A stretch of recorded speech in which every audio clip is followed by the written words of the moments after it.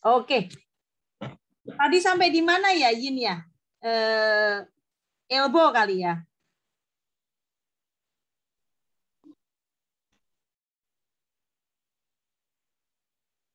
Halo, elbow ya? Oke. Ya, Boleh elbow, sekarang, Mbak. baik. Boleh sekarang saya lanjut saja ya ke neuro ya. Nanti supaya mungkin Yin akan ini masuk lagi.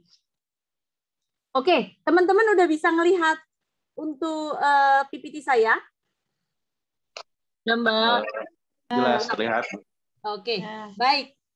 Sekarang kita mau bicara neuro nih. Jadi kalau bicara neuro, oh ini Mbak dia. Siap Mbak, sorry. Ya, saya sudah co-host ternyata. Oke, sekarang ya, welcome to neuroimaging. Jadi saya mohon maaf harus switch karena tadi baru nyampe sekitar 10 menit yang lalu sampai rumah. Hari ini lumayan padat, jalanan Jakarta ya lumayan kan, dari Fatmawati, Depok, balik lagi ke sini. Oke. Ya, neuroimaging di Signa Pioneer salah satu yang menjadi unggulan untuk di Bekasi. Anyway, saya sudah record ya. Saya takut kalau belum record. Oke ya. Sudah belum ya?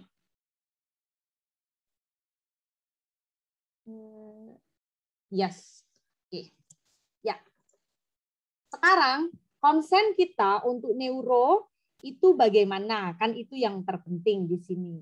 Jadi neuro itu adalah neuroimaging untuk pengembangan di MRI itu paling banyak dilakukan. Dia adalah salah satu pencitraan in vivo untuk melihat anatomi dan function dari central nervous system. Jadi mampu membedakan di area tersebut mana patologis dan mana yang disease, yang normal kan ya. Nah, sekarang cangkupannya untuk neuroimaging itu seorang neuroradiolog itu akan berbicara mengenai brain dan juga spine. Tetapi begitu di lapangan, saya tanya ke seorang radiolog yang juga muskuloskeletal MSK radiologis, itu akan bertanya, saya bertanya kepada beliau dan juga ke seorang neuroradiologis, saya bertanya, Dok, kalau sama-sama spine, batasan seperti apa antara neuro dan muskulo dalam spine itu dibaca? Kalau MSK jelas-jelas tegas, oh ini semisalnya nanti akan menjadi wewenang dari si muskuloskeletal radiologis. Tapi kalau neuro ada spine tumpang tindih.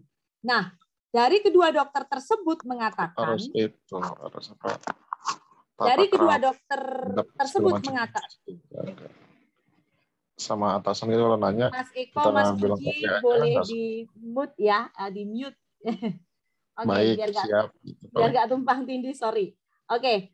Jadi pada neuroimaging itu pada spine kalau dia sama atasan boleh kita jempolin. Kecuali kalau kita udah deket banget.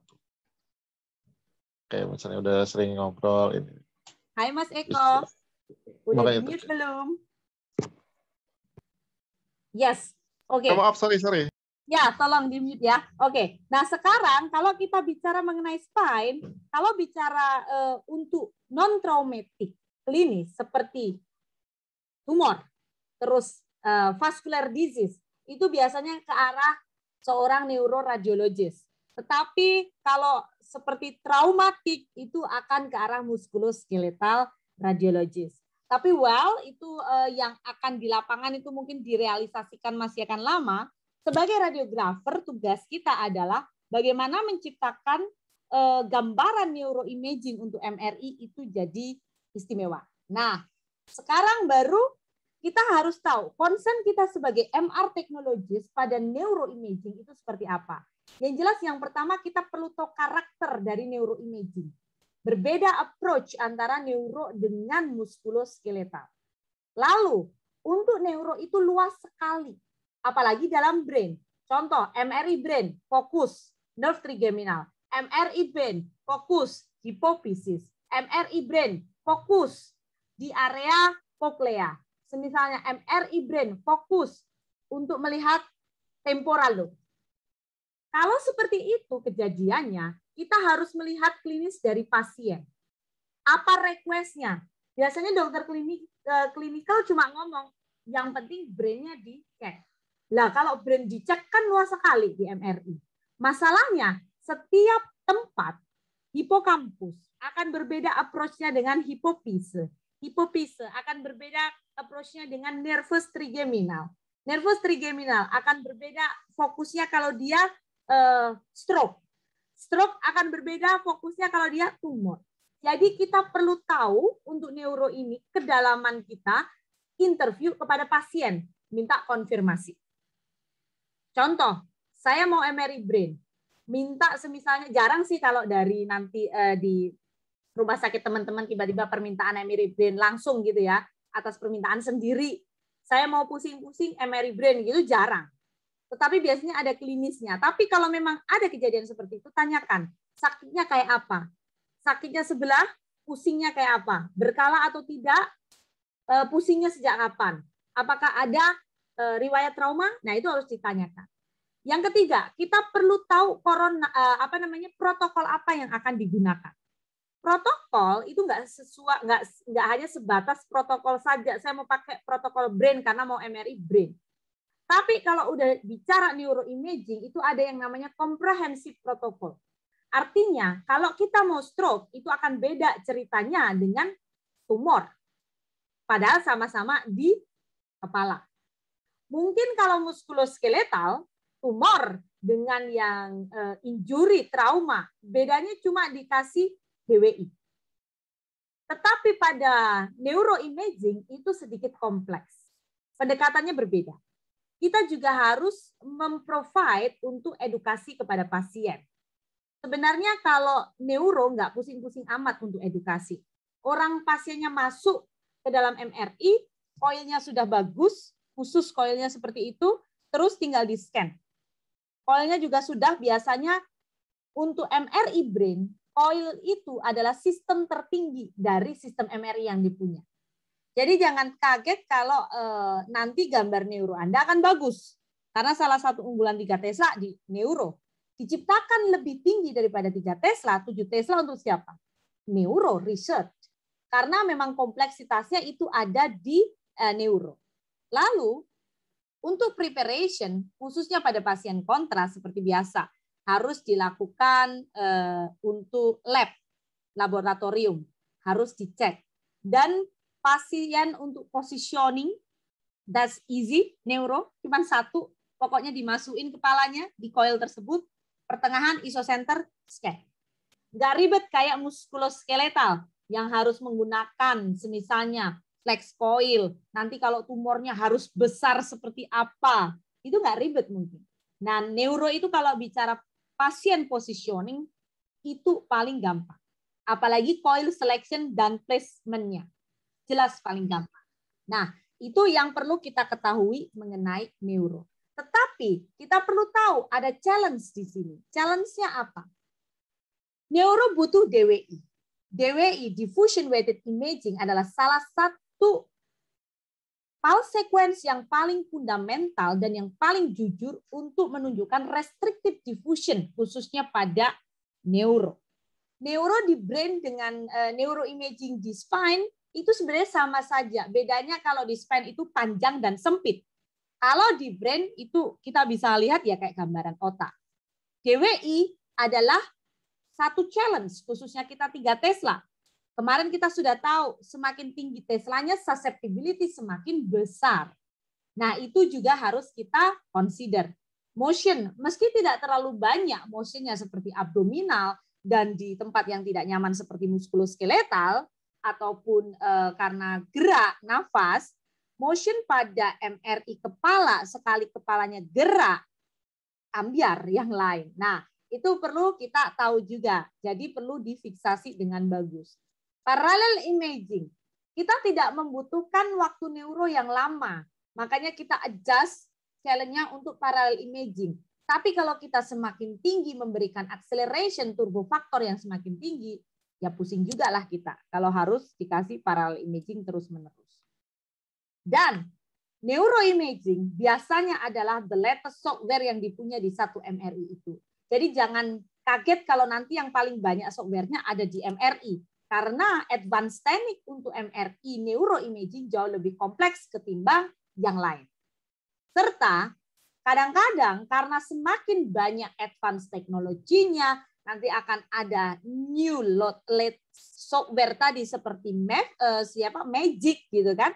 Artefak yang seharusnya mungkin kemarin kita bicara mengenai artefak ada 10 buah, kok yang di Magic kok nggak ada, beda lagi. Nah, itu ada perkembangan gradasi dari adanya latest software technologies tadi. Serta neuroimaging itu yang paling banyak dan paling terus-menerus dinamik dan sangat dinamis mengenai update teknologinya. Satu lagi, ini yang pasti post processing untuk neuro itu extremely kompleks. Karena kadang-kadang mau bicara tumor intraaksial atau di dalam parenkim otak dengan tumor yang di ekstraaksial yang di luar parenkim otak kayak meningioma, post processingnya aja udah beda, padahal sama-sama tumor seperti itu. Nah, jadi kita perlu punya dasar-dasar khusus di neuroimaging ini bahwa pada 3 Tesla itu kita tidak hanya untuk melihat brain tissue information. Kita tidak hanya melihat structure dan morfologi dari anatomi yang kita udah kenal pada T1, T2, T2 flare. Itu semua bicara structural dan anatomical morphology. Kita perlu tahu kalau di neuro butuh yang namanya vascular information. Nanti akan ada bagaimana di MR angiografinya. Nanti akan ada bagaimana di MR venografi. Samakah? Untuk pulse sequence-nya jelas beda. MRA tanpa kontras menggunakan time of flight, MRV tanpa kontras menggunakan enhanced phase contrast, itu yang nanti berbicara mengenai velocity encoding. Bagaimana kalau dia dengan kontras, ceritanya beda lagi. Dia menggunakan untuk elliptic eclipse centric case space yang dibagi 4 yang kita kenal dengan TRIX. Nah, itu baru vascular information. Lalu, karena kompleksnya brain tadi, kita bicara chemical composition atau metabolisme yang kita kenal, kita bicara spektroskopi. Di Signa Pioneer yang teman-teman punya, nanti punya 3 jenis spektroskopi, nggak tanggung-tanggung. Ada single voxel, ada 2D multivoxel, ada 3D multivoxel. Kapan kita pakai single voxel, 2D multivoxel, 3D multivoxel, kita perlu tahu. Kita juga perlu tahu fisiologi informasi. Itu dilihat di mana? Celularity-nya. Celularity main di mana? Di diffusion weighted imaging DWI yang akan di make sure dengan apparent diffusion coefficient atau ADC. Belum lagi kita melihat perfusion weighted imaging. Perfusion weighted imaging-nya mau kayak apa? Mau ngelihat susceptibility atau hanya sekedar ngelihat curve intensity signal atau mau melihat permeability study. Nanti komponennya akan berbeda-beda. Untuk patologi apa saya harus menggunakan susceptibility? Untuk patologi apa saya harus menggunakan permeability? Itu akan berbeda lagi. Belum lagi guiding untuk tumor. Mau ngelihat bagaimana microstructure dari fiber tracts di dalam komponen otak kita. Mau lihat jaras-jaras, mau melihat traktografi, kita ketemu dengan diffusion tensor imaging. Diffusion tensor imaging, teman-teman tolong ingat, ini dilakukan sebelum kontras. Dan dia nanti akan membreakdown, kita bisa melihat fractional anisotropik, kerusakan anisotropik dan isotropiknya, itu nanti nilainya antara 0 sampai 1, juga untuk melihat mean diffusivity, sejauh mana jaras-jarasnya itu dirusak dengan metode kuantitatif approach.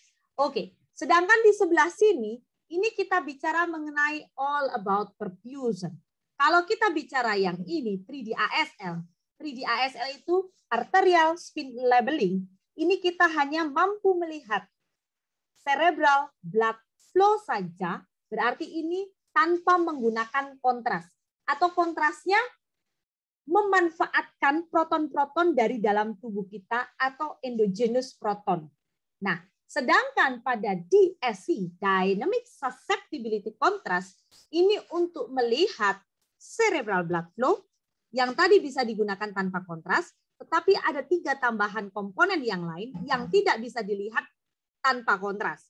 Dan dia harus dengan kontras, yaitu selain cerebral blood flow, kita bisa melihat cerebral blood volume, mean transit time, dan time to peak. Dan biasanya ini digunakan untuk mengevaluasi bagaimana grading atau tumor dari intraaksial. Misalnya ini glioma grade berapa, ini artrositoma atau apa. Nah, low grade atau high grade itu dilihat dari dynamic susceptibility contrast dan ini based on dari gradient echo dengan pembobotan T2 star. Berarti kalau nanti ada content bleeding, dia agak sedikit ada challenge, apalagi kalau dia setelah post operasi. Nah, itu juga karena akan banyak sekali pembedahan dan di situ ada content bleeding. Sedangkan kalau dynamic contrast enhancement, biasanya kalau pada MRI brain ini digunakan untuk melihat tumor pada ekstraaksial. Artinya yang di luar tumor-tumor yang di luar brain parenchyma. Seperti meningioma. Nanti tinggal dilihat meningiomanya tipe kayak apa. Apakah dia gradual enhancement itu yang ke arah benign, meskipun banyak meningioma itu biasanya benign, tapi kalau ada transformasi ke malignansi seperti tipe-tipe atipikal gitu kan, untuk meningioma yang hanya sekitar 1-3%, itu kita perlu melihat bagaimana permeability study di sini dengan cara melihat parameternya K-trans, KEP, VE gitu kan. Nah, ini tuh kompartemen intravaskular, ekstravaskular. Nah, dan dia juga mampu menunjukkan yang namanya signal intensity curve. Jadi nanti kalau contoh seperti ini. Nah, ini misalnya dia tidak ada WOS-I-nya naik terus langsung ngedrop turun, itu enggak. Atau dia cuma gradual seperti benign seperti itu. Ada 5 tipe untuk tipe kurva. Jadi di dynamic contrast enhancement ini nanti bisa dilakukan. Dan untuk spine, kita tidak menggunakan dynamic susceptibility contrast karena ini hanya untuk kepala, kita menggunakan dynamic contrast enhance. Oke, sekarang contoh. Bicara based on dari patient clinician. Ini pasiennya harus kalau di namanya brain atau namanya di spine, yang konvensional sequence, that's mandatory. Bagaimana kita mampu memappingkan, kita mau masuk ke sequence mana, itu kita harus lihat yang konvensional sequence-nya. Apa yang saya maksud dengan konvensional sequence di sini adalah, Anda harus tahu aksial T1-nya kayak apa, aksial T2-nya kayak apa, flare-nya seperti apa, dan untuk lihat bleeding, pendarahan, kita masuk ke gradient echo. Untuk sagittal T1, T2 silakan pilih, coronal T1, T2 silakan pilih, that's only complementary. Tapi yang paling atas ini adalah mandatory. Plus diffusion weighted imaging dan apparent diffusion coefficient ini juga mandatory. Sekarang di beberapa site di rumah sakit itu MRA masih jadi tambahan. Masih jadi kalau nggak minta MRI plus MRA brain nggak dibikin. Tetapi kalau nanti teman-teman punya seorang neuroradiologis ada tidak permintaan MRA-nya, biasanya akan minta magnetic resonance angiografinya karena mau mengevaluasi bagaimana apakah penyakit tersebut ada hubungannya dengan pembuluh darah si pasien. Baru kalau dia CVD stroke, non-hemorrhage, hemiparase, pusing, lemas, vertigo, ya 3 Tesla dong, sigma pioner. Masa kita nggak tambahin 3D ASL untuk lihat apakah di situ ada vaskularisasinya, apakah dia hipoperfusion atau dia tidak ada sesuatu yang mencurigakan dari vaskularisasinya. Dan kalau kita sudah menambahkan susceptibility weighted angiography atau SWAN, SWAN ini mampu membedakan antara microbleeding dengan kalsifikasi, itu kita nggak perlu menggunakan T2 star gradient echo lagi. Lalu, kalau pasiennya nanti ternyata non-CVD, sepalgia, migrain, hemikrani, demensia, Alzheimer, Parkinson ini degenerative disease, itu kita harus masuk ke SWAN tuh harus dilihat. Khusus Parkinson, di situ untuk melihat swallowtail-nya. Nanti di substansia nigra itu seperti apa. Dan kalau mau melihat nerve, itu kita pakai 3D high resolution. Untuk lihat nerve fokus 5, 6, 7, 8 misalnya kan. Nah itu nanti ngelihat dengan potongan 0,5 mili, itu kita bisa lihat satu-satu. Adakah nerve yang nanti kontak dengan si pembuluh darahnya atau tidak. Seperti itu. Contoh, stroke. Stroke banyak macamnya.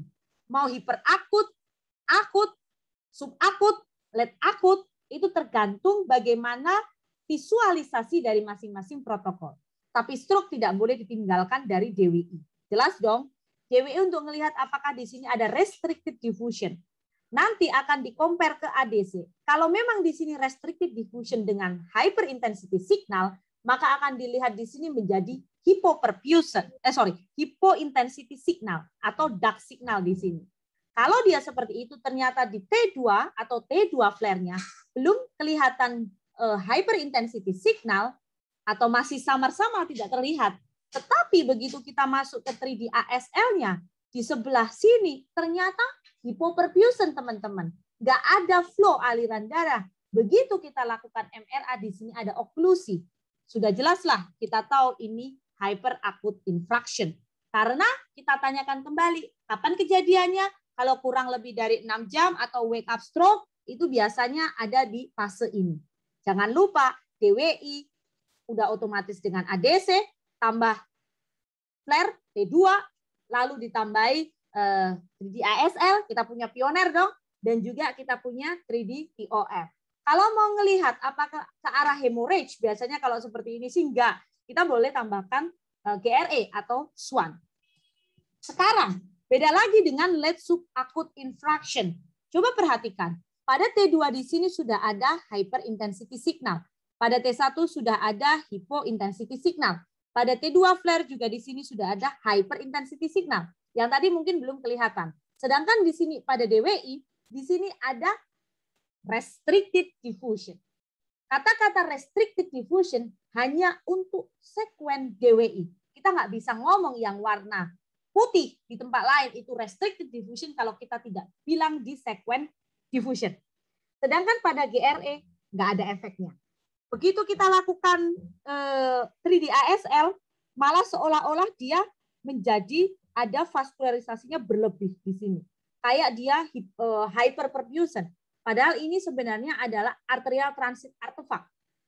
Ini kalau sudah di fase late subacute infarction, udah nggak perlu lagi ASL-nya. Ini cukup di sini saja. Oke, sekarang that's a stroke. Kalau gimana kita bicara mengenai neuroimaging, ngelihat dari tumor. Perlu kita kategorikan masing-masing dong. Yang pertama, kita perlu kategorikan bagaimana anatomical information-nya. Kita lihat dulu, ini tumornya di dalam intraaksial atau di luar brain parenchyma atau ekstraaksial. Nah, itu yang pertama yang nanti akan radiolog akan cari tahu. Biasanya seperti itu. Begitu lihat anatominya T1, T2, terus flare, ya itu jangan lupa. Kita lihat dong, tumor biasanya akan lihat apakah jarasnya rusak atau terdesak. Rusak artinya distract, dia hilang. Terdesak berarti dia tumornya yang mendesak. Ada sesuatu barang yang mendesak. Dan pada DTI ini kita mampu untuk melihat dari fiber tracks-nya, terus fractional anisotropiknya, terus mean diffusivity-nya, dan jarang sih, tetapi memang ada beberapa studi yang mengatakan melihat dengan fMRI. Nanti dilihat di aktivitas mana. Tapi ini too long time kalau sudah sampai ke activity fMRI. Cuma ini masuk ke arah brain function. Balik lagi, tinggal kita lihat tumor karakteristiknya. Kita lihat bagaimana mengevaluasi vascularity-nya. Vascularity-nya dilihat dari mana? Dari 3D ASL. Ingat, 3D ASL perfusion tanpa kontras itu untuk melihat cerebral blood flow. Dan di sini juga nanti akan ada DSC. DSC saya bilang tadi itu intraaksial tumor. Kalau mau dia meningioma sifatnya atau ekstraaksial tumor, kita masuk ke DCE, Dynamic Contrast Enhancement. Baru setelah itu kita lihat ke MRA atau MRV. Oke, Lalu tumor itu sendiri harus kita cek. Bagaimana metabolismenya? Pakai MRS dong, spektroskopi. Spektroskopi itu kayak apa? Spektroskopi sangat bagus sekali untuk membedakan mana tumor dan abses. Yang naik siapa? Kolinnya yang naik atau lipid laktatnya yang naik? Itu kita harus mampu membedakan di MRS. Lalu setelah itu kita lihat celularity-nya.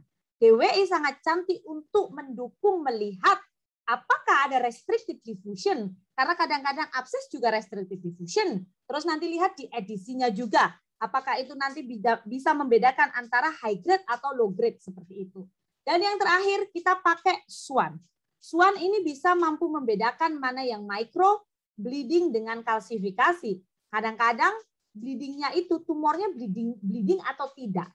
Bahkan SWAN ini juga mampu untuk melihat, mengevaluasi area vaskuler yang daerah perifer, seperti kalau ada cavernoma di area venous.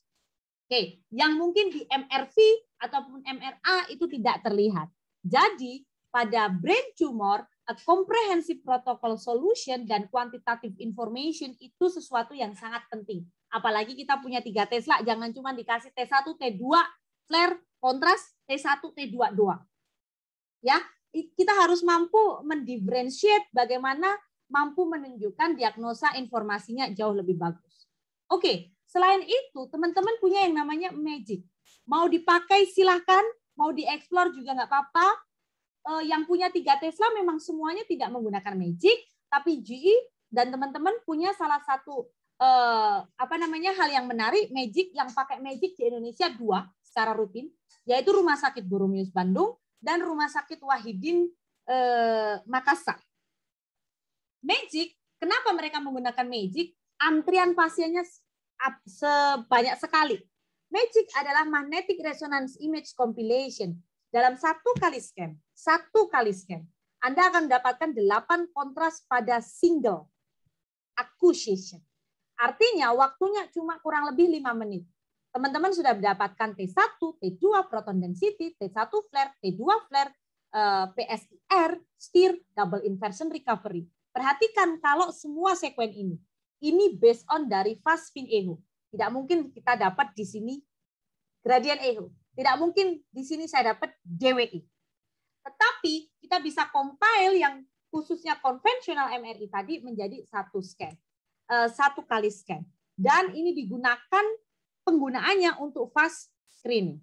Tetapi kalau balik lagi tanya ke saya, bicara SNR, bicara image quality, apakah bagus yang MAGIC? MAGIC ini sintetik MRI atau yang konvensional? Saya jawab, tentu kalau bicara image quality akan lebih bagus yang konvensional. Tetapi pada MAGIC ini, satu-satunya cara untuk membuat Anda fast screening dengan cepat.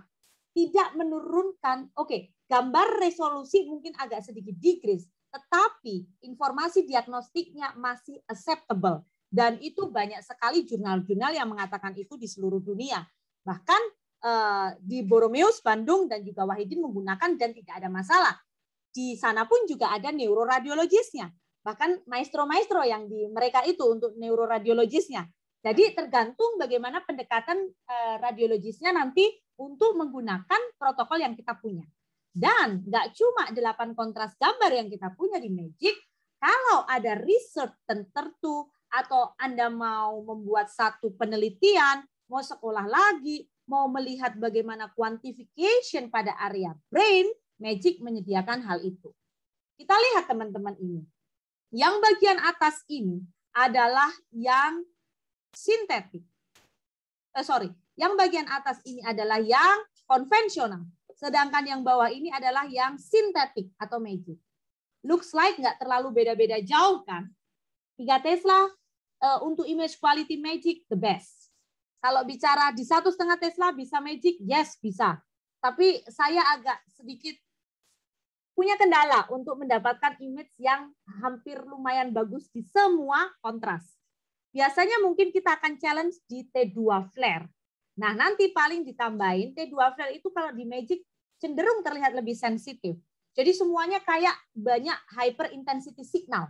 Padahal mungkin kalau di konvensional it's not really hyper intensity signal.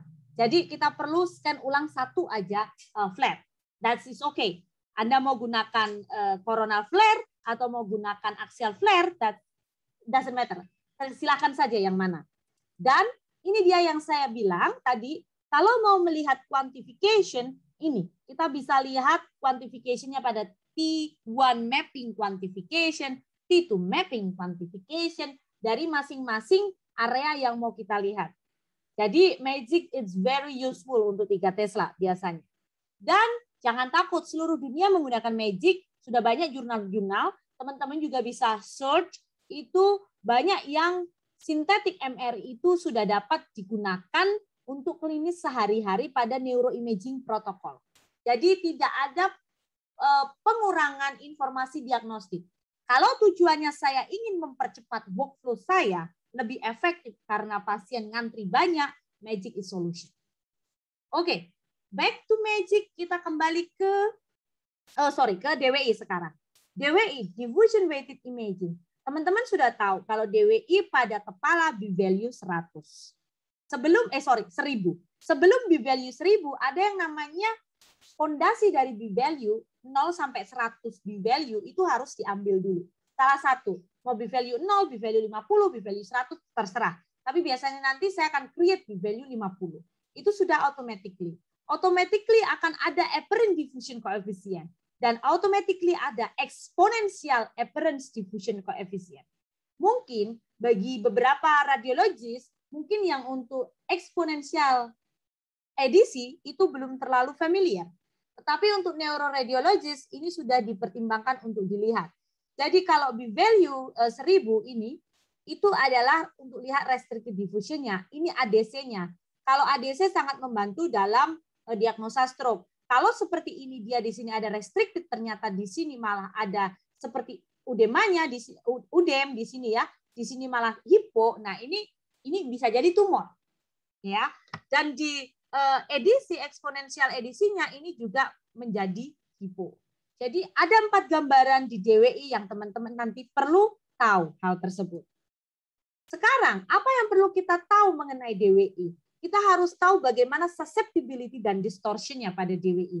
Kita juga perlu tahu, ini 3 Tesla. Jangan kaget nanti di daerah basal itu akan banyak terjadi susceptibility ataupun distortion.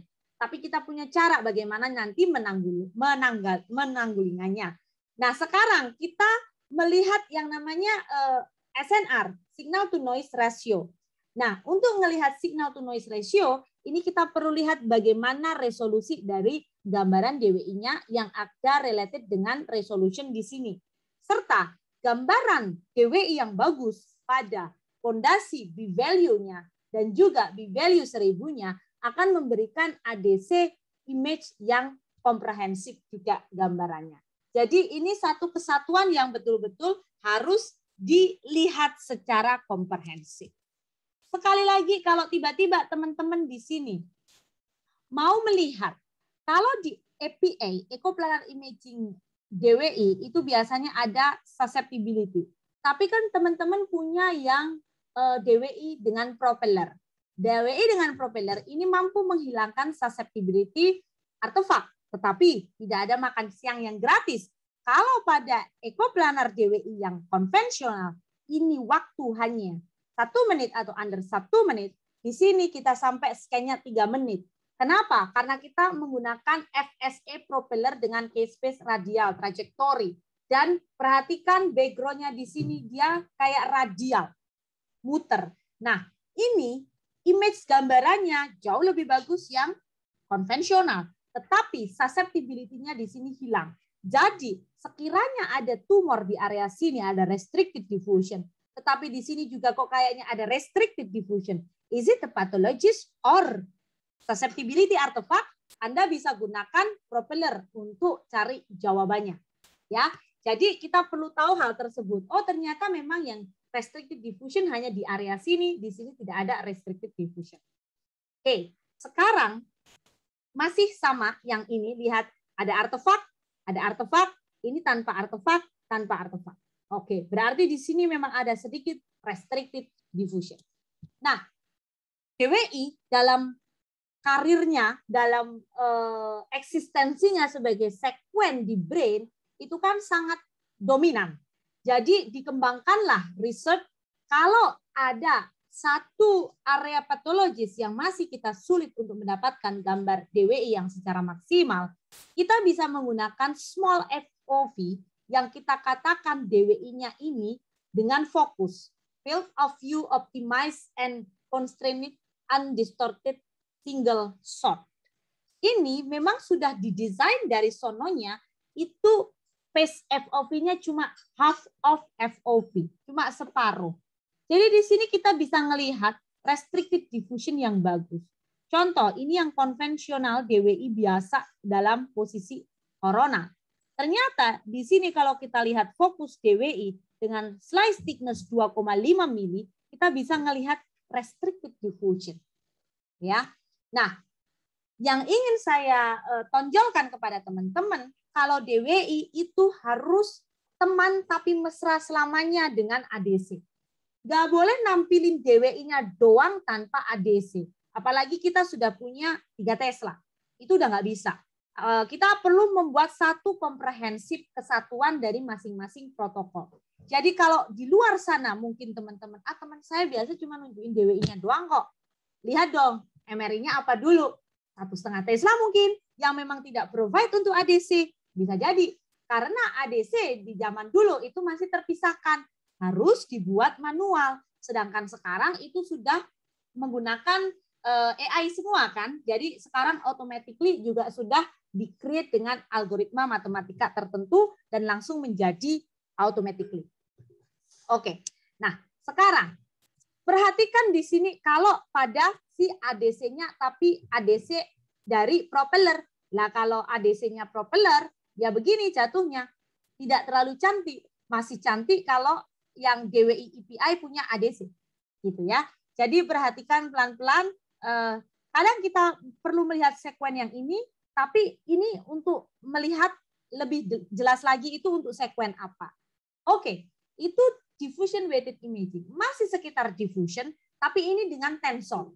Kalau bicara diffusion, itu biasa kita menggunakan fast sequence atau ultra fast sequence, ini menggunakan ecoplanar imaging, ya, sama-sama masih menggunakan ecoplanar imaging, tapi ini dengan multi direction untuk melihat tensor. Tensor ini mampu meng-create, kita melihat selain traktografi atau fiber trackingnya, kita juga bisa belajar dari fractional anisotropik. Nah, ini yang dibutuhkan oleh seorang radiolog nanti kalau sudah di tingkat pemahamannya mau melihat untuk tumor-tumor tertentu seperti intraaksial, aku yakin nih, ini glioma.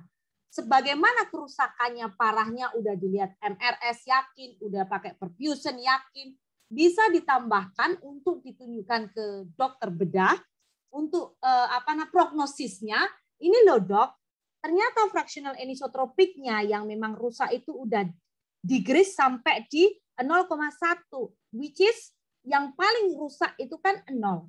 Ke arah 0 berarti dia rusak. Ke arah 1 berarti dia bagus nilainya. Dan ini juga mean diffusivity-nya. Mean diffusivity-nya itu juga bisa kita lakukan cloning dengan tempat yang sama, volume yang sama, terus besarnya yang sama, diameternya yang sama, di tempat yang bisa kita compact. Selain itu, ini juga ada color orientation-nya.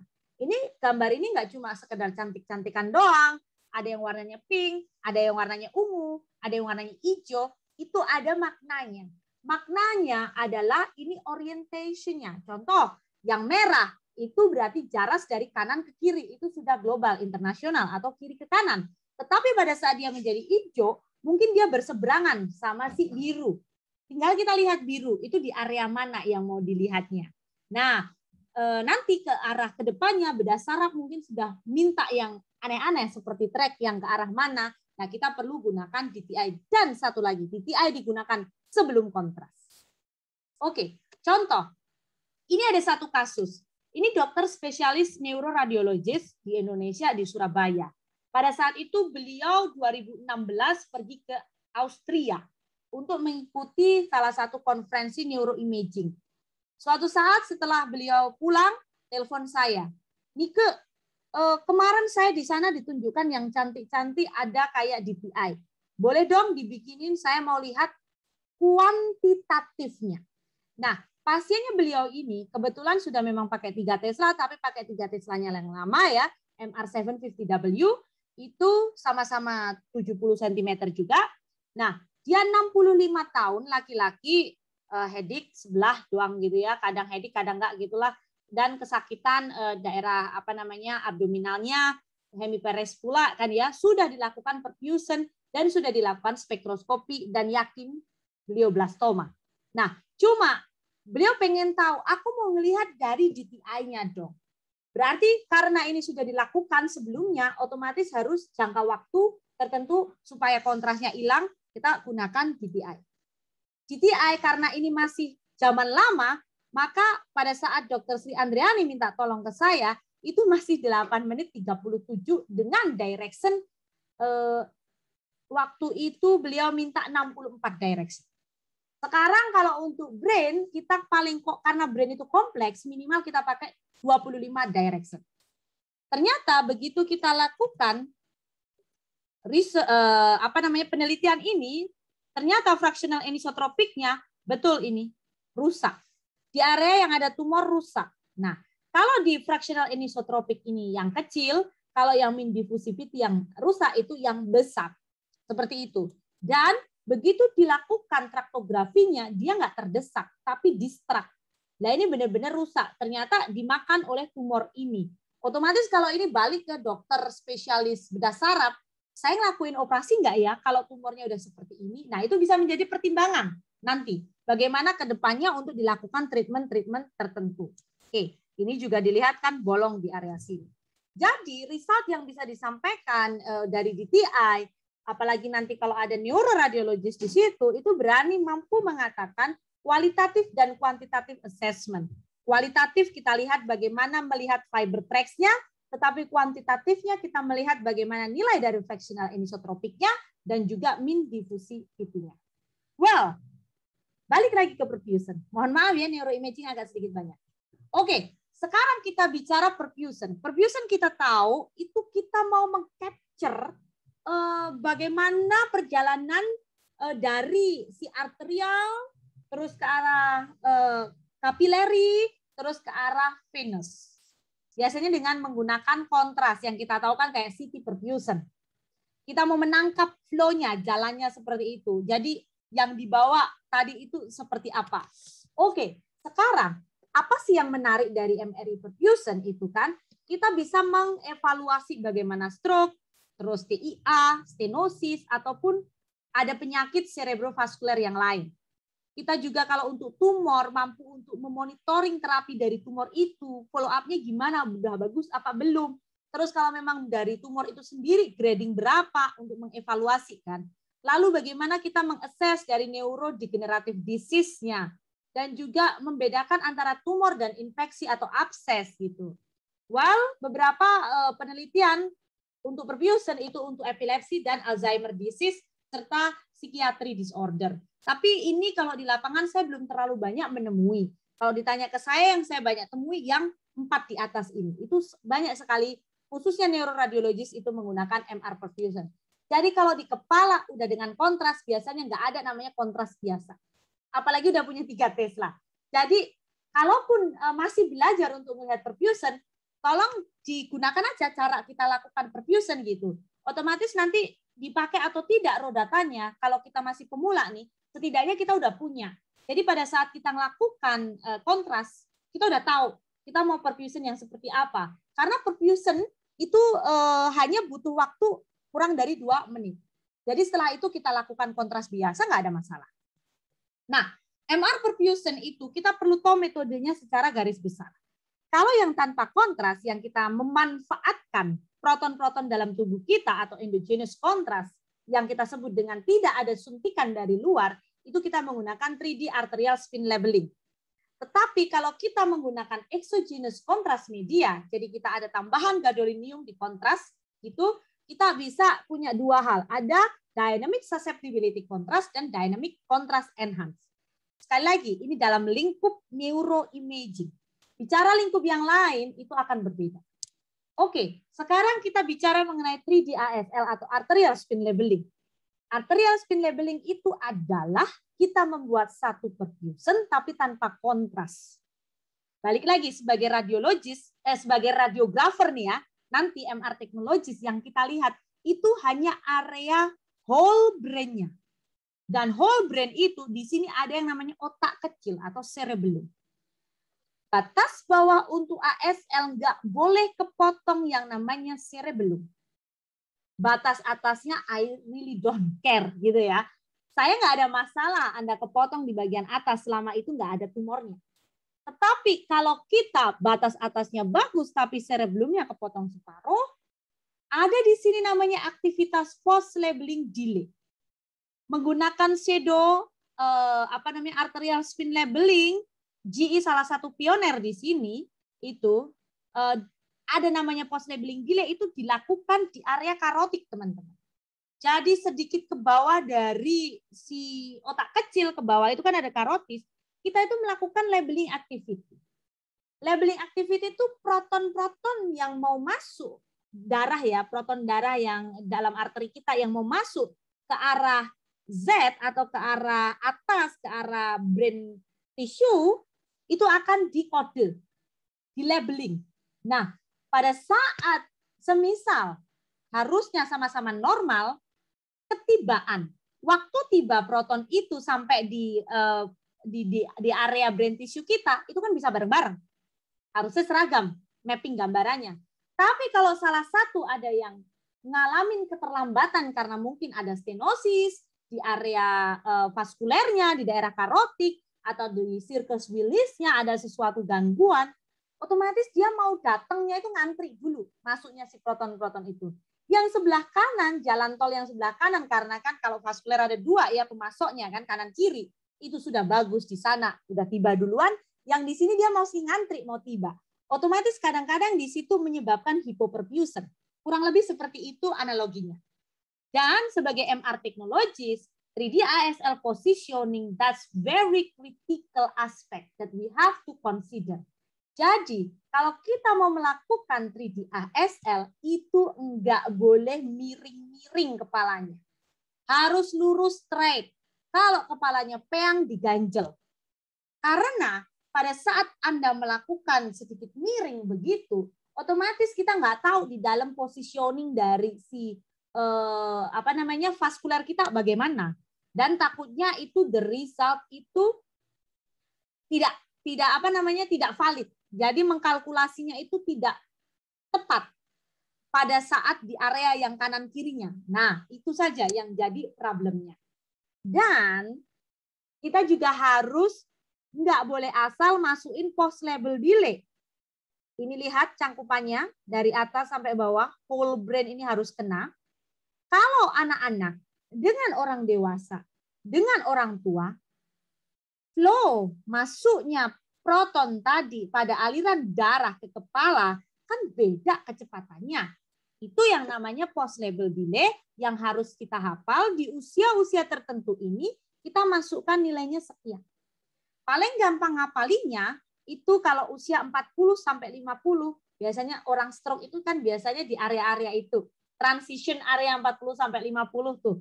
Itu ada di 20-25 milisecond. Lainnya ke bawahnya kalau usia antara 16 sampai 40, oh berarti dia di 15-25. Kalau di atasnya kan semakin lambat.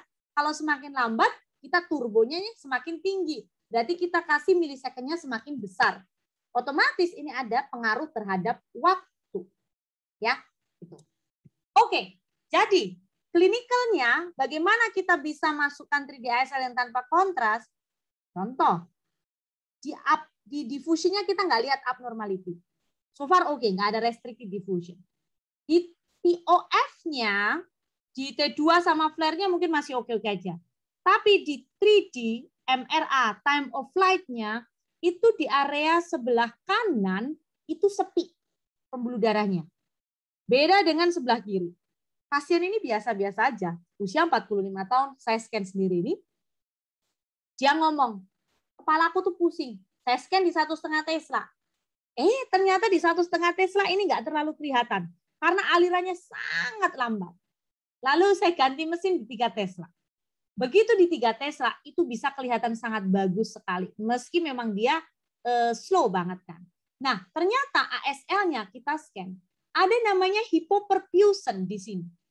Nah, karena apa? Di area right cerebral artery-nya, di sini ada sedikit penyempitan. Itu dari sononya itu kayak begini.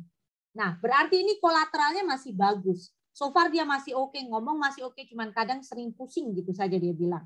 Nah, kita harus mampu menunjukkan juga pakai ASL. Karena kalau kita tidak ngambil POF-nya, kita tidak ambil ASL-nya, pada DWI T2 flare, fat set, everything is gonna be okay.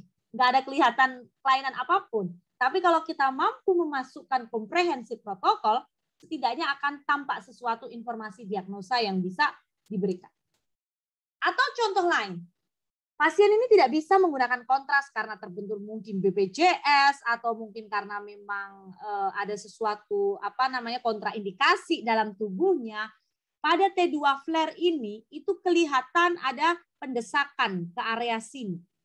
Nah, ini memang sudah dengan gliomatosis. Setelah dilakukan ASL, ternyata ada hypervascularity di sini. Berarti di sini kelihatan ada tumor infiltration-nya. Kalau ini dengan kontras lagi, kita pakai dynamic susceptibility contrast untuk make sure karena di sana bisa melihat cerebral blood flow-nya juga. Apakah betul seperti ini? Nah, nanti tinggal dilihat bagaimana respon grafiknya. Apakah dia nanti high grade atau low grade gitu kan?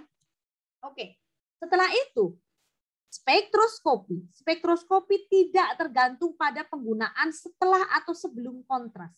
Spektroskopi oke-oke saja dilakukan kontras dan tidak kontras.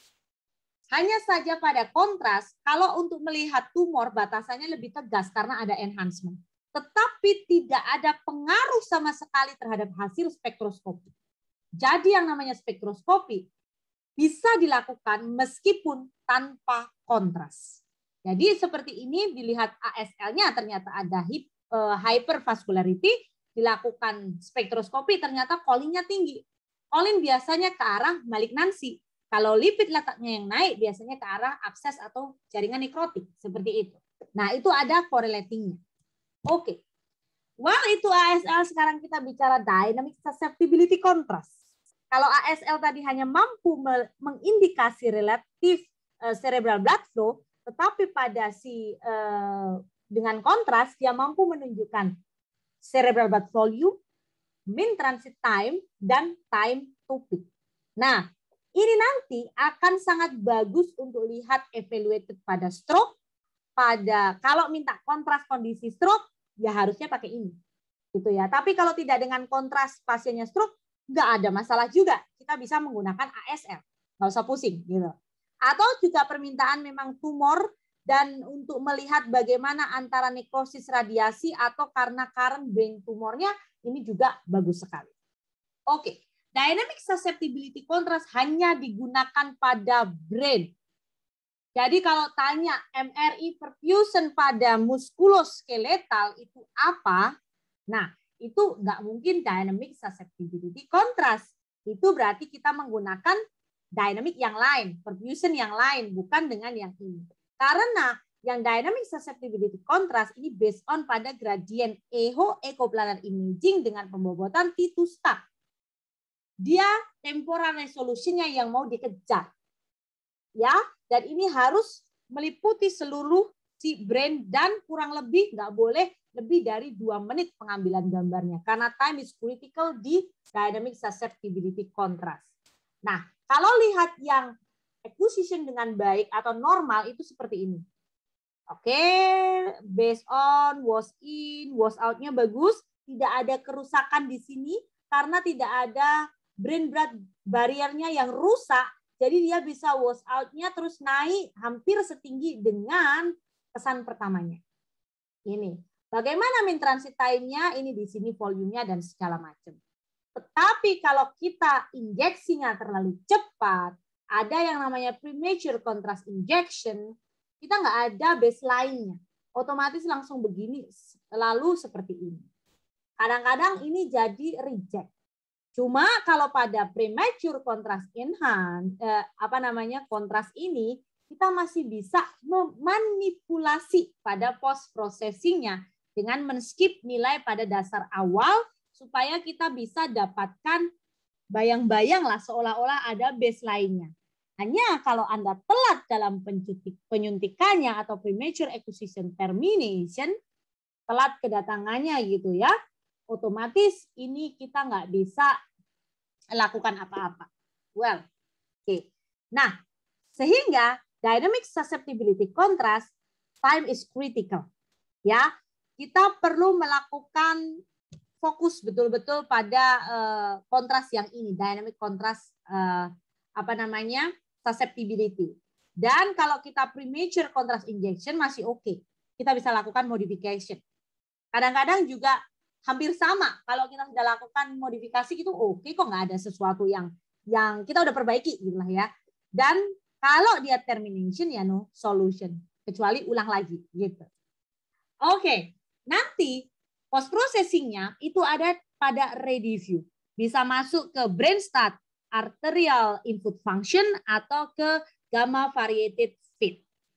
Oke, dan ini nanti nggak cuma 4 hal itu, tetapi bisa lihat juga blood flow, volume, flow, mean transit time yang single value decomposition, juga dengan mean transit time itu sendiri, TTP-nya juga bisa lihat bolus arrival time serta Tmax-nya.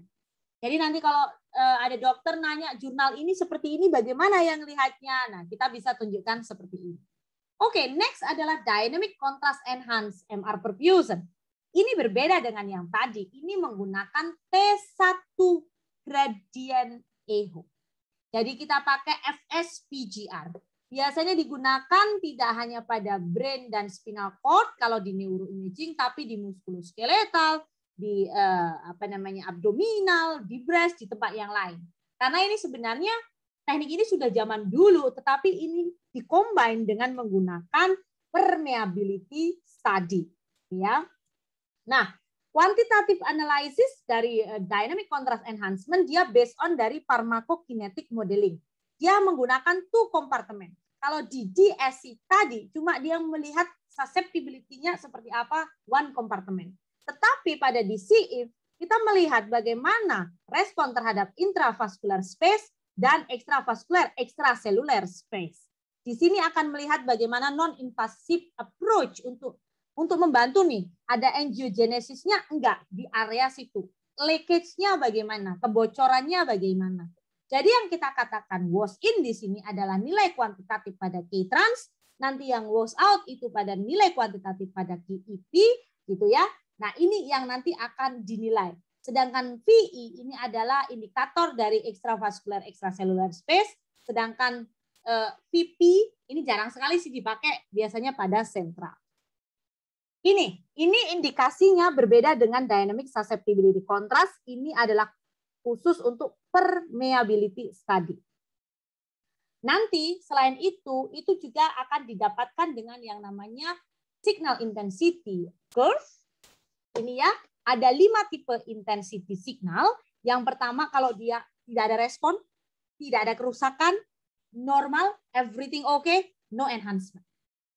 Tidak ada respon sama sekali. Tapi kalau dia ada enhance, cuma bentuk curve-nya seperti itu, berarti dia benign, gradual enhancement. Tapi kalau dia sudah ke arah WOS-nya naik, tiba-tiba plateau, itu berada ada ke arah transformasi malignansi. Apalagi ke tipe 4, WOS-nya cepat, WOS-out-nya cepat, definitely malignansi. Dan di tipe kelima, biasanya early rapid enhancement, nanti juga follow by swelling increasing enhancement. Mungkin ini post terapi tapi masih ada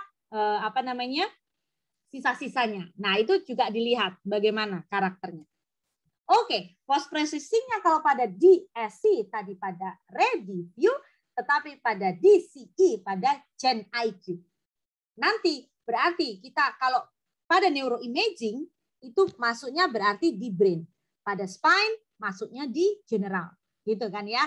Tetapi kalau kita gunakan yang lain nanti pada lava, prostat, terus pada payudara, itu ya masuknya macam-macam. Kalau prostat ya masuk ke prostat, kalau payudara ke general, pelvic ke general, muskuloskeletal ke general. Selain brain, dan prostat masuk ke general.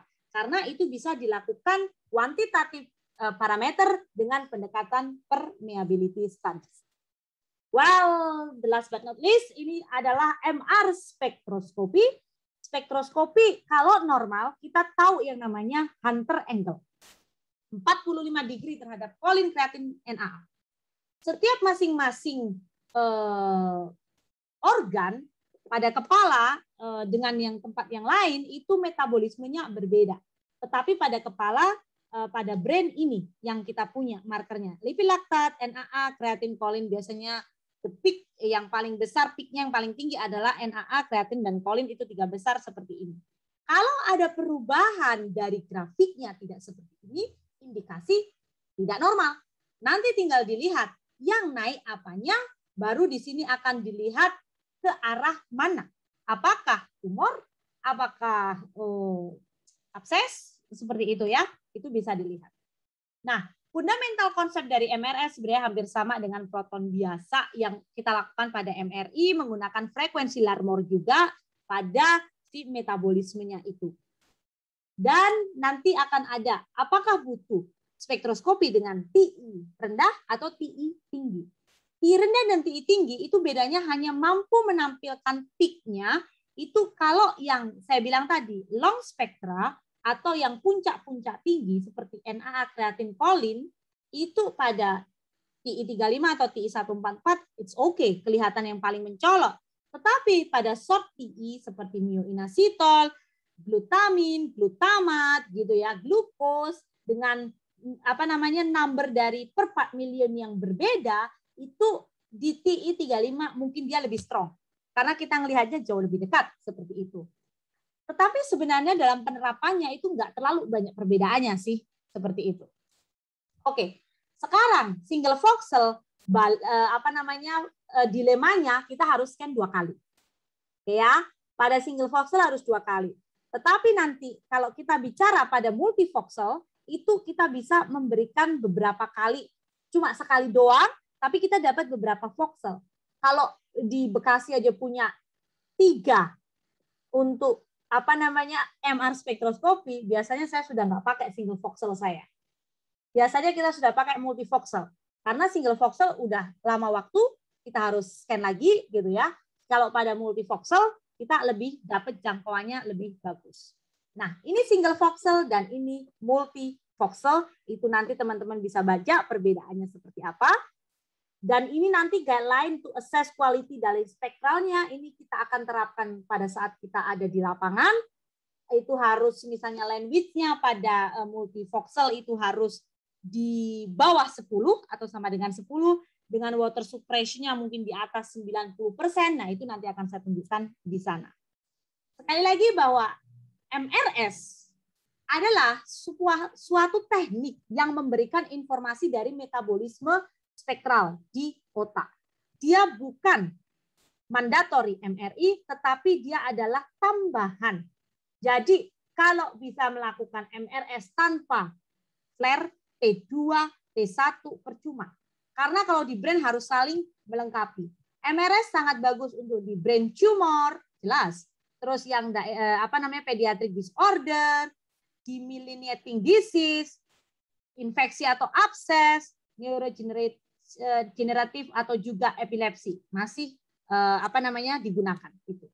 Nanti teman-teman juga punya promo kalau di 2D kita punya propeller yang untuk reduction motion correction, kalau di 3D kita punya promo prospective motion correction dan di kepala doang bisa hanya pada T2 flare dan T22. Oke. Ini tambahan MR angiografi non kontras teknik. Teman-teman nanti punya MRA, time of flight. Kalau untuk MRV kita akan menggunakan D-enhanced family pada enhanced velocity. Kalau pada IVIR, inflow inversion recovery, ini untuk ini. Kalau untuk enhanced delta flow, ini untuk peripheral bagian bawah. Dan juga silent MRA, teman-teman juga punya. Pokoknya Anda kaya akan software neuro. Nah, ini TOF-nya. Teman-teman punya multiple overlapping thin slab acquisition ya. Di sini nanti punya beberapa hal di sini. Dan di sini TOF-nya tanpa kontras, teman-teman sering lihat mungkin. Karotik juga tanpa kontras menggunakan TOF sama.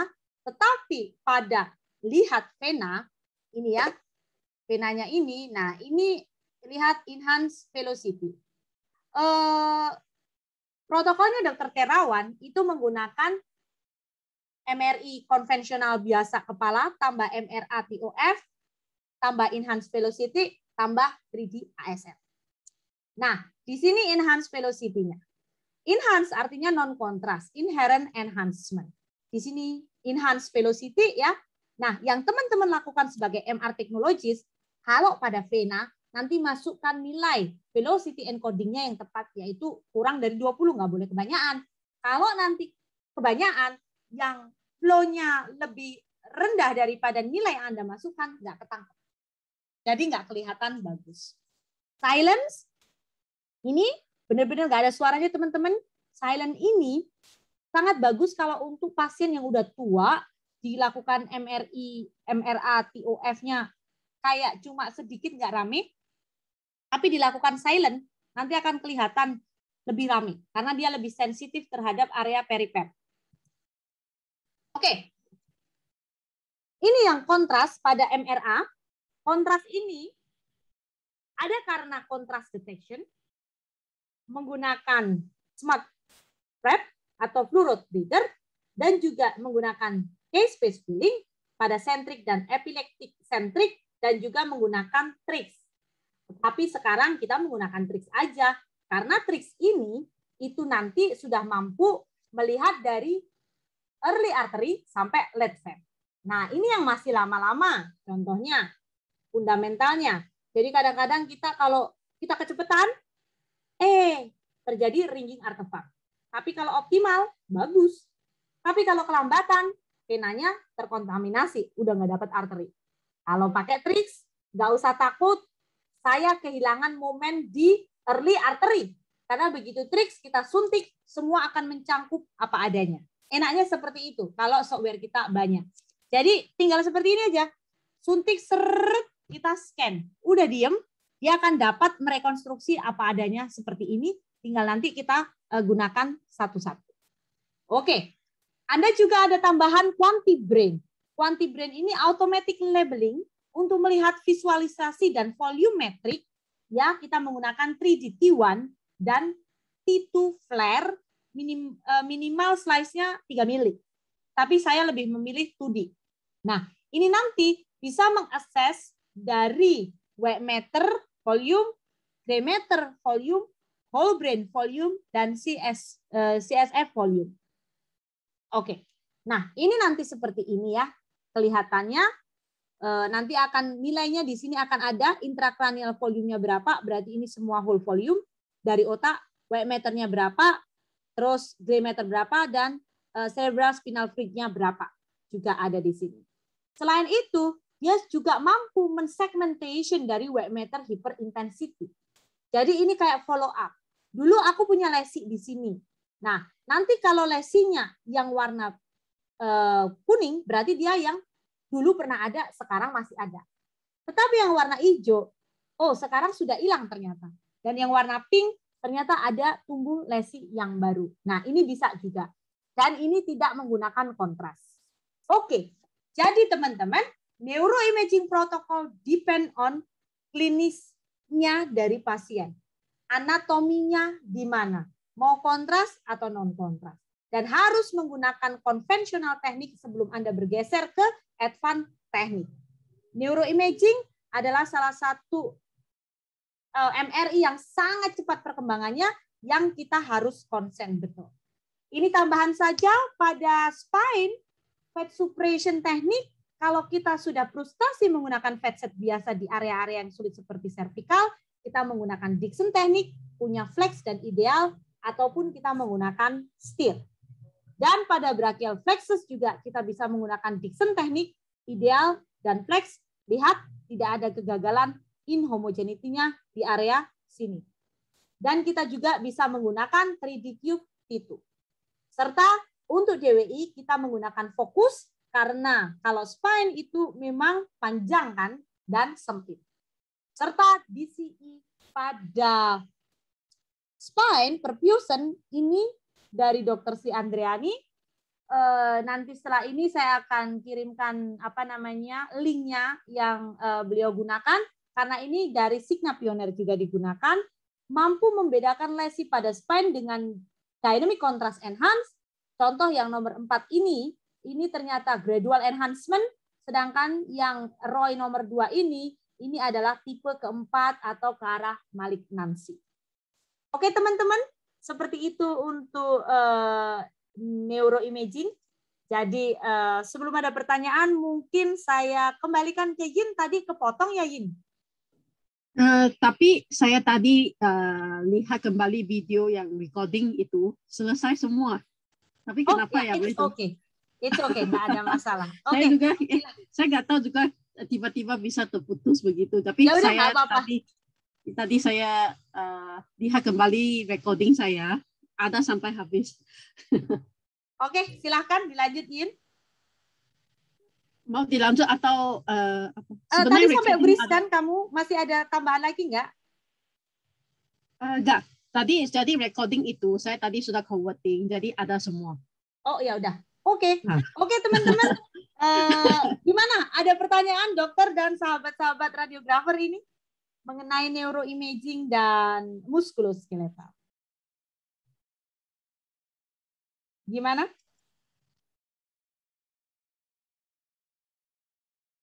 Atau tambah puyeng?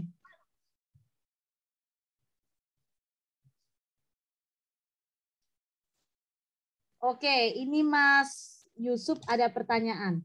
Saya bacakan ya Mas Yusuf. Mas Yusuf Pudya. Mbak Nike, T2 SAR gradient echo boleh digantikan SWAM? Yes, exactly. Kalau udah punya SWAM, nggak usah pakai lagi T2 SAR gradient echo.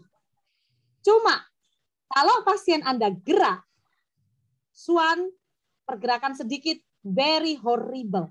Jelek sekali. Jadi tergantung pasiennya. Kalau pasiennya oke, maksudnya tidak terlalu kooperatif gitu ya, oke, SWAM mesti cantik. Kalau udah mulai dia nggak gelisah, nggak bagus, lupakan SWAM, langsung ke gradient echo yang biasa. Lalu Magic itu 3D atau 2D? 2D Mas. Magic nanti paparannya 2D seperti itu. Terus ASL pada pasien gelisah tidak bisa. Ada penggantinya kah atau harus di anestesi? Kalau ASL tidak ada penggantinya. ASL itu sekuennya. Kalau pasiennya gelisah dan memang mau lihat ASL, ya harus di anestesi. Seperti itu. Lalu, kalau pendarahan pada kepala, apakah boleh kontras? Kalau boleh, batasannya bagaimana? Biasanya kalau pendarahan pada kepala sih udah nggak digunakan kontras lagi ya, setahu saya di lapangan ya. Nanti tergantung balik ke radiolognya lagi. Karena kalau pendarahan di kontras, mau lihat apa? Kecuali kontrasnya mau lihat tumor. Karena kan kita mau kontras itu kan cara berpikirnya untuk melihat enhance. Enhance-nya itu ke arah mana? Ke arah tumor, seperti itu. Jadi kalau memang pendarahan, bagi saya sih nggak perlu dilakukan menggunakan kontras. Karena jarang sih pasien MRI pendarahan, biasanya pasien pendarahan tumornya berdarah. Nah, seperti itu. Atau stroke yang berdarah. Tetapi kalau pendarahan biasanya larinya ke CT scan. Lalu penyuntikan kontras bolus atau dengan injektor. The best gunakan injektor. All of MR perfusion, the best result for injektor. Tetapi memang ada di beberapa site, bahkan seorang neuroradiolog, kalau memang sudah mampu punya satu SDM yang memang dia jago nyuntik, nggak ada masalah. Dan kalau memang percaya diri gitu ya. Tapi secara letterluck, secara literasi, terus secara idealnya kita harus menggunakan injektor. Dan nilai velocity encoding berpengaruh terhadap usia dan klinis pasien ini pada enhanced velocity? Tidak. Yang berpengaruh terhadap usia itu adalah post labeling delay pada ASL. Wah, ini ternyata Mas Yusuf Pudya menyimak dari atas sampai bawah nih kayaknya. Pertanyaannya komprehensif sekali sepertinya. Oke, terus ini ada tambahan. Magic terlihat cukup efisien dengan pasien rumah sakit yang memiliki frekuensi pasien tinggi. Betul. Yes, betul, Mas. Apakah ada kekurangan dengan memilih protokol Magic jika dikomparasikan dengan protokol standarnya? bagi saya so-so. Kalau klinisnya biasa, maksudnya ya MRI kepala doang, tidak terlalu mengarah ke arah image quality yang sangat excellent, nggak ada masalah. Karena Magic tidak mengurangi informasi diagnostik dari pasien. Itu nggak ada sama sekali, Mas. Tetapi kalau Mas mau pakai Magic, mau confident dengan tadi yang saya kasih note di T2 untuk flare, itu bisa ditambahkan yang konvensional biasa, kita tinggal nambah 1 sampai 2 menit, nggak ada masalah. Itu doang. Ada tambahan, Yin?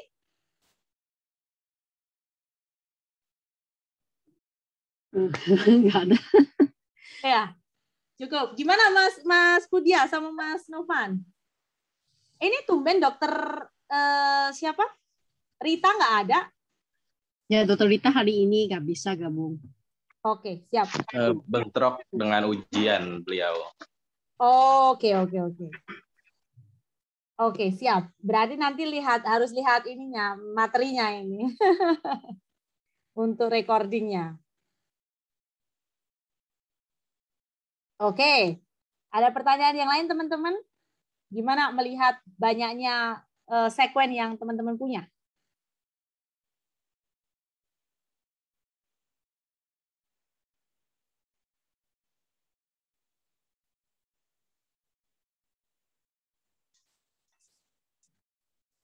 Gimana teman-teman? So far oke?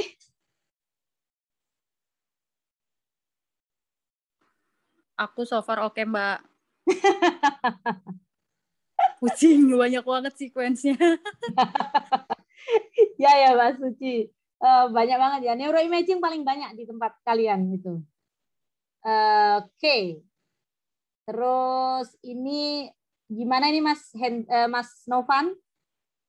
Cukup Mbak Nike, Kak Yin. Tapi memang untuk MRI MSK kenapa ini? Butuh experience positioning. Yes, betul. Ya Yin ya? Iya benar, sebenarnya ideally seperti yang kita bicarakan, pasien itu dalam anatomical position, tapi nanti pasti ketemu pasien yang nggak bisa juga. Jadi harus kita modify juga. Jadi yang penting kita kenali dengan anatominya, nanti tinggal kita planning sesuai dengan anatominya. Yes. Ya, terkait dengan tadi kan sebenarnya saya juga nggak tahu ya terputus tadi, tapi saya sudah lihat kembali recording yang saya buat tadi, ada sampai habis. Jadi mungkin nanti Mbak Nika bisa sharing ya untuk tadi sesi yang tadi saya presentasi. Oke. Tahu juga. Ya, Yin kan yang recording yang muskulo di tempatnya Yin ya. Nanti benar ya, benar. Kirim saya. Ya. Yang neuro kan di saya ini ya. Ya. Okay. Besok mengenai breast ya dengan. Besok apa ya? Aduh, banyak banget ini Bekasi ini. Abdomen pelvic sama breast. Oke. Ya, saya take care abdomen pelvic ya. Yin ini breast ya. Oke. Ya. Sip. Oke, Dokter Rina, ada pertanyaan dokter? Gimana dokter? Mau punya MRI 3 Tesla? Ya, pelan-pelan lah Mbak Nike. Iya, siap. Pokoknya support dukung deh dok. Ya. Mbak Nike, mengenai restrictive diffusion itu kan bisa malignan atau abses ya? Betul. Pada tumor ya dok ya? Iya, tumor pada atau tumor. abses, betul. Ya. Nah itu hanya dilihat dari lipidnya aja. Apakah itu suatu abses atau gimana? Oke, baik. Kalau dokter lihat malignan dan untuk benign atau untuk abses, maaf ya, abses atau abses tumor gitu ya, tumor gitu. Dokter perlu combine. Jadi dokter perlu DWI untuk lihat restricted diffusion-nya. Terus dokter juga perlu DCE dok. Jadi harus lihat perfusion-nya. Nah itu perfusion-nya itu nanti bagaimana bisa ke DSC juga, bisa ke DCE, silahkan. Jadi nggak ada masalah kalau abses atau si tumor. Tapi dokter tentukan lokasinya. Lokasinya di mana? Kalau lokasinya di dalam intraaksial, kita pakai DSC dokter. Kalau nanti ke arah yang ekstra atau ekstraaksial, itu pakai DCE. Baru setelah itu dokter harus pakai spektroskopi dokter. Nanti, nah itu memang betul untuk menjawab lipid yang naik, that's abscess. Gitu. Tapi kalau kolin yang naik, itu berarti ke arah tumor. Tumor. Oh. Betul. Ya, kasih. Siap, dokter. Oke. Teman-teman yang lain oke ya, teman-teman. Tinggal nanti gimana ini. Pokoknya di MRI harus ada paling enggak 3 atau 4 orang yang standby dari awal sampai akhir. Karena kalau nanti ganti-ganti, itu akan repot sekali transfer knowledge-nya. Misalnya ini saya dapat ini, yang ini belum ada. Nah, itu harus ada yang betul-betul bareng sama kita dari awal sampai akhir. Oke. Yin, ada satu lagi nih pertanyaannya dari Mas Pudia. Yin masih mute? Ya. Terkait dengan sekuen kontras pada muskuloskeletal ya. Ya, pasti kalau post kontras kita perlu T1. T1 fat set biasanya. Tapi kalau fat set itu biasanya kita ada beberapa solusi untuk fat setnya. Seperti yang tadi kita sudah perkenalkan, ada fat set yang chemical shift, yang biasa fat suppression, ataupun yang kita ingin pilih untuk yang Dixon's technique. Jadi T1 fat set biasanya. Penggunaan flex coil baik kecil atau sedang atau kecil menghasilkan gambaran sama. Ya, sebenarnya sesuai anatomi, sesuai size anatominya juga. Misalnya kalau wrist joint, wrist joint itu kecil anatomi. Dan kalau kita pakai flex coil yang besar atau yang medium, mungkin agak banyak lubang air gap ya di antara flex coil dengan anatomi, sehingga dia akan mengakibatkan SNA-nya hilang. Jadi prinsip untuk menggunakan air coil ataupun flex coil itu perlu wrapping dengan cara yang serapat yang mungkin, yang kurangkan air gap di antara. Jadi kalau ada air gap, dia akan mengakibatkan hilang signal walaupun 16 channel, walaupun kita pakainya sampai 30 channel, tapi kalau tidak wrapping dengan benar, tidak akan bisa bagus juga kalau cara pengerjaannya itu kurang optimal. Yes, betul. Jadi Mas Pudia, muskuloskeletal kuncinya positioning dan coil. Itu kalau di MRI. Neuroimaging itu lihat sakitnya di mana, penyakitnya kayak apa, baru terapkan protokolnya. Kalau di muskuloskeletal, hampir semua protokolnya sama. Proton density fat set, T2, T1, kontras. Kontras biasa boleh, kontras mau perfusion kalau memang perfusion muskuloskeletal belum terlalu booming di Indonesia. Karena radiolognya mungkin masih mau yang biasa dulu atau bagaimana. Tetapi kalau nanti mau sudah sampai booming untuk tumor di muskuloskeletal, itu bagus banget kalau kita lakukan DCE. Cuma yang perlu betul-betul diperhatikan muskuloskeletal dan positioning. Saya pernah punya pengalaman dengan muskuloskeletal radiologis, namanya Dr. Paulus Raharjo. Itu salah potong pada si shoulder karena nggak di supraspinatus muscle dan dia juga tidak sesuai anatomi. Dipanggil saya lagi di Padang. Gara-garanya pokoknya harus gimana caranya radiografernya harus bisa potong untuk muskuloskeletal. Jadi saya terpaksa harus nyari beberapa guiding supaya teman-teman bisa memudahkan. Ternyata kuncinya muskuloskeletal cuma satu. Bikin pasien itu sama dengan posisi anatomi. Dan kalau kita sudah dimudahkan dengan punya air coil, ya udah kita pakai air coil. Tapi kalau kita mau lihat pakai flex coil, juga nggak ada masalah pakai flex coil. Gitu. Jadi yang penting tergantung kenyamanan pasien dan posisi anatomi. Tapi memang benar kalau begitu nanti datang tumornya gedenya minta ampun, terus entah itu si tangannya kanan apa kiri juga udah kemana-mana, ya itu udah repot. Itu nanti cara pendekatan membacanya pun kan berbeda. Bukan dengan membaca karena misalnya spot injury. Nah, nanti radiolog akan punya mau ke arah spot injury atau ke arah tumor. Itu yang di muskuloskeletal. Itu tambahan dari saya. Pokoknya PR-nya Dokter Rina, Dokter Rita, semua berat kalau ketemu 3 Tesla. Pelan-pelan aja ya dokter ya. Dan Ya. teman kita belajar bareng-bareng gitu. Ya, kasih. Oh, ada Dokter Desi juga di sini ya. Dokter ada ini pertanyaan dok?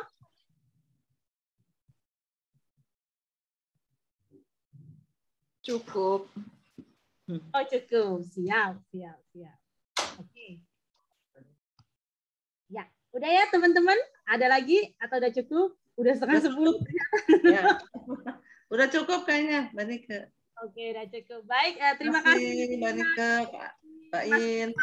Terima kasih Dokter Rina. Terima kasih Dokter Baik. Desi. Mbak Diah, terima kasih. Nanti seperti biasa ya Mas Novan, di akhir minggu ini akan saya kasih untuk recordingnya. Dan untuk next, kalau nggak besok pagi, nanti malam akan saya kirim materialnya seperti biasa. Terima kasih, selamat malam semuanya. Malam. Malam. Malam Mbak Nike, Ya. Kak In. Kita ketemu besok lagi. Mbak Dike. Bye. Bye.